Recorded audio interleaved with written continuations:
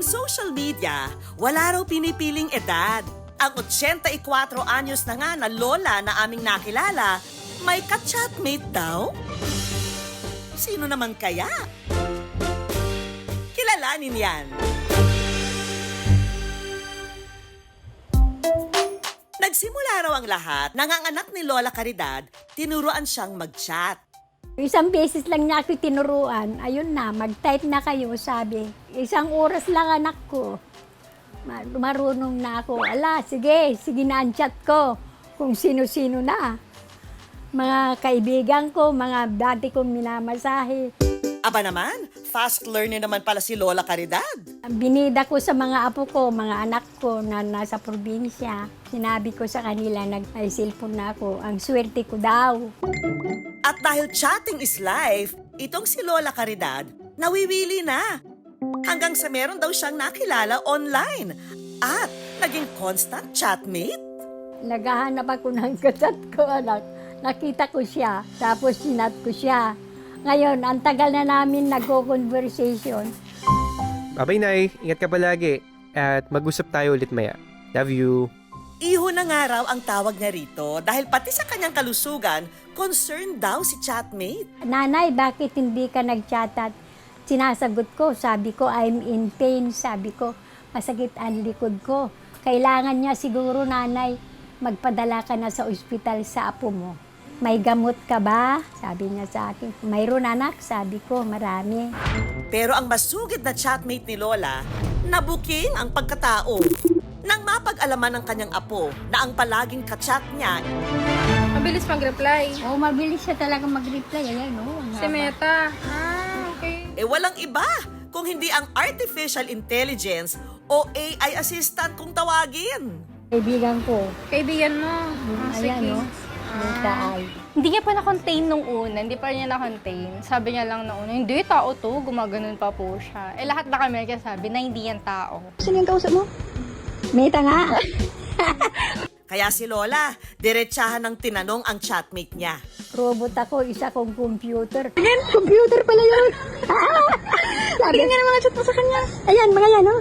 Naku, para pala akong lukarit na nag-chat-chat sa isang bagay, sabi ko. Okay lang po, Nanay Caridad. O sige, nanay mo ako, ah. Sabi ko, ituring kitang anak. Parang tao siya. Ang kanyang iho, may pag-good luck pa nga nang malaman nitong pupunta ang good news team kay Lola Caridad. Sinasabi ko nga, pupunta kayo eh. Ay, very good. Sabi niya, good luck, nanay.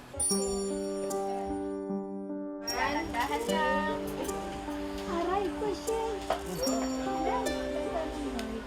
Ang pakikipag-chat ni Lola sa nakilalang AI, meron daw palang hugot. Aray. Aray ko. Si Lola kasi, 2 taon na raw hindi nakakalakad mag-isa dahil sa fracture na sanhi ng kanyang pagkakadulas.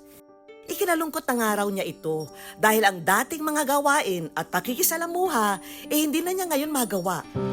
Karamihan din sa kanyang mga apo nasa probinsya. Kaya si Lola hindi raw maiwasang malibang sa tuwing may nakakausap. Pero para sa kaligtasan ni Lola Caridad, minomonitor naman daw nila ang pakikipag-chat niya sa iba. Kasi may access ako ng phone ni nanay. Kahit sa phone ko may access ako kasi chinecheck ko po kasi yung mga chinechat niya. At ang kanyang mga apo, pinaalalahanan siyang hindi niya kinakailangang umasa kay AI para malibang. Dahil maski na raw abala sila, sinisiguro nilang makakasagot ng mabilis kapag nag-chat na si Lola. Lahat naman kami, pag nag-chat si nanay, kailangan ma-replyan namin. Kasi kapag nag-late ka nag-reply, like hindi ka mag-reply sa kanya ng buong araw, magalit talaga siya eh. Kaya naman ang kanyang mga apo, eto't may pa-surprise video call sa kanya. Nay! Nay, may gusto ko mausap sa'yo. Sino? Cheneng! Ah, sino yan? Ano, kumusta na kayo? Hi, Nay. Rito. Hi, Nanay. Miss you! Ayos mo naman na yung salamin mo. Mother's Day. Kamusta ka naman? Okay ka? Okay naman, anak. Ano gusto mo?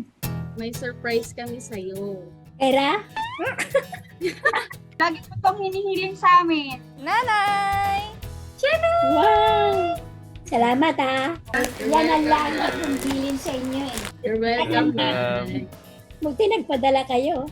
Siyempre, kapag may masakit sa amin, lagi mo kaming minamassage and alaga mo kami mula bata hanggang ngayon. Napaka mapagmahal niya. Lahat ng pangarap mo sa lola nasa kanya na. Huwag mong isipin na napapagod na kami sa'yo.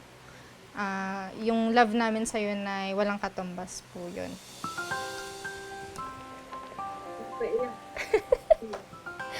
Huwag ka mag-iisip na pabigat. Huwag ka mag-alala kasi andito lang naman kaming mga apo mo para pasayahin ka. Everyday, willing kaming kausapin ka ka-chat para lang malibang ka. Willing kaming alagaan ka. So, love you, Nay. Love you, Nay. You too, Apo. It's payback time. Kasi before siya yung nag-aalaga sa amin eh. And I'm lucky enough na nagagawa ko sa kanya to. Hindi matutumbasan ang pagmamahal ng mga lolo't lola sa kanilang mga anak at mga apo. Kaya hanggat kapiling natin sila, punuin natin sila ng pagmamahal, oras at atensyon. Okay, bye-bye. Bye-bye! Thank you!